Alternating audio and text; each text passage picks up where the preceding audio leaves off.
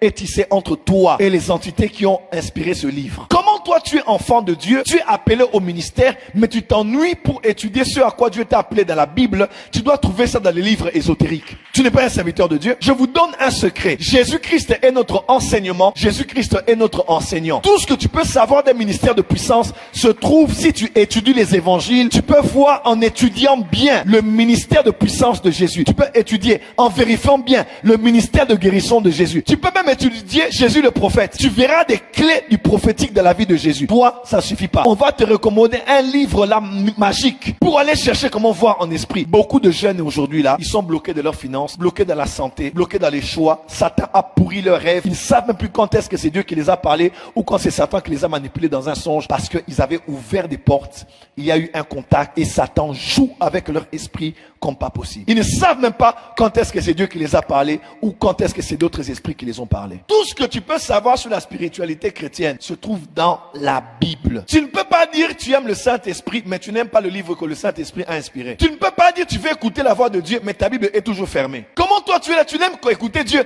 par les prophètes, par les rêves des gens, mais ta Bible est toujours fermée. Il y a 66 livres. Dieu a dit beaucoup de choses là-bas. Laisse-nous tranquille, va lire la Bible, Dieu te parlera. Tu ne peux pas aimer lire d'autres livres hors de la Bible, plus que la Bible. Tu ne peux pas vouloir redéfinir ce qui est dans la Bible parce que tu as lu un autre livre. Mais tu dois pouvoir redéfinir ce qui est écrit ailleurs en lisant la Bible. Parce que la Bible, c'est le standard. Et si dans la Bible, il y a l'esprit des Écritures, il y a l'esprit de Dieu, dans les livres occultes, il y a aussi un esprit derrière. Sur Kindle, sur Amazon, sur PDF, faites attention. Depuis que vous avez lu ça, ça vous a apporté quoi? Rien. Juste une illusion de connaissance, de vous sentir supérieur à d'autres de vos amis parce que tu as déjà lu tel livre. Ça t'a apporté quoi? Tu t'es marié pour autant? Tu as des enfants pour autant? Tu as une vie financière équilibrée? Tu crains Dieu plus pour autant? Non. C'est une illusion de connaissance qui n'apporte rien. Même les gens qui t'ont envoyé ça, regarde leur vie. Il est possible de vivre toute sa vie sans avoir lu aucun autre livre que la Bible et réussir sa vie chrétienne. Beaucoup de chrétiens ont contracté les esprits par le canal des livres. L'ignorance protège. Des fois, mieux vaut être innocent, mieux vaut être ignorant que d'être celui qui connaît trop. Oh non! Pour commencer à voir, ouvrir tes yeux, faut lire ça, faut répéter ça. Regarde la vie de la personne si elle voit vraiment. Mais